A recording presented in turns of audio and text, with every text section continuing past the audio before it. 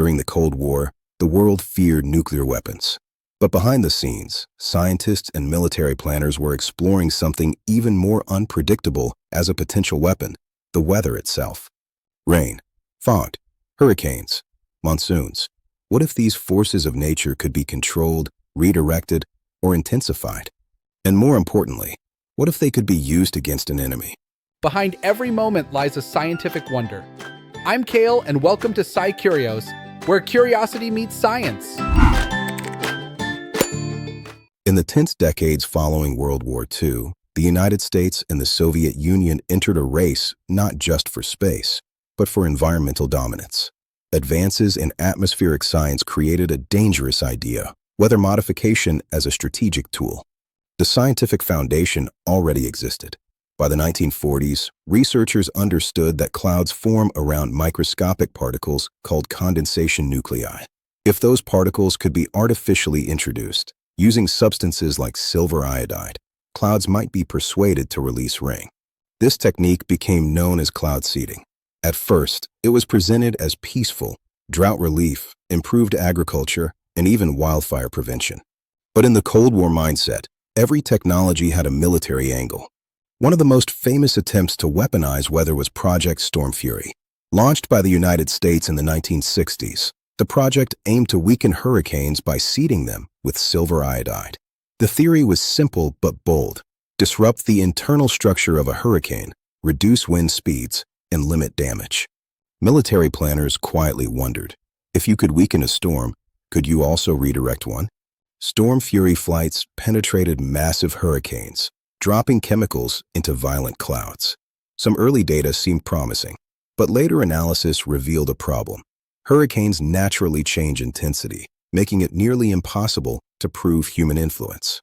Worse, scientists eventually realized that hurricanes already contained plenty of naturalized particles, making artificial seeding mostly irrelevant. The project was officially abandoned. Nature, it seemed, was far more complex than Cold War optimism allowed. But not all weather experiments stayed theoretical. During the Vietnam War, the United States launched one of the most controversial environmental operations in history, Operation Popeye. The goal was not subtle. By extending the monsoon season over the Ho Chi Minh Trail, U.S. forces hoped to flood roads, trigger landslides, and disrupt enemy supply lines. Aircraft released silver iodide into clouds over Laos and Vietnam, attempting to increase rainfall during critical periods. For years, the operation remained classified.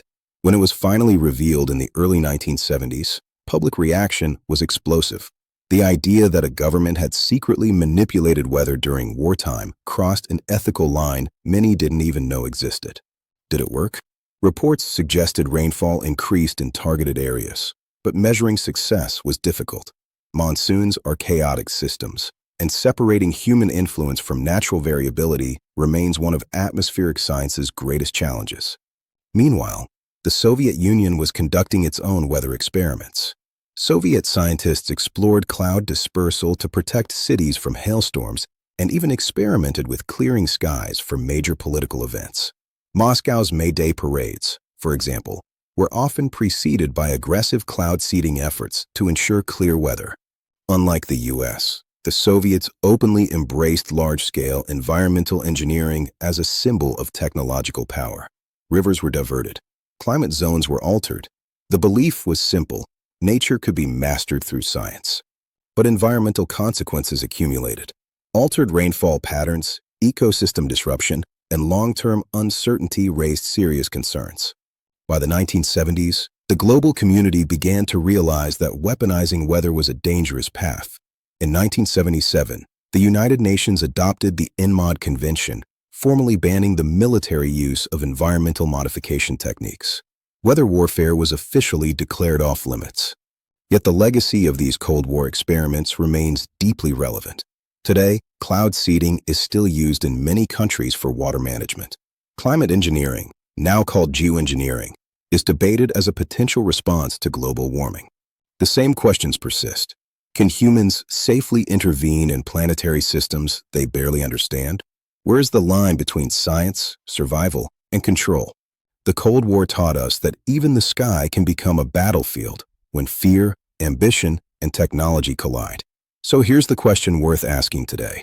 If controlling the weather was once a military dream, how do we ensure modern climate technologies are never used the same way again? Science is everywhere if you just know where to look. Thanks for watching SciCurious. Until next time.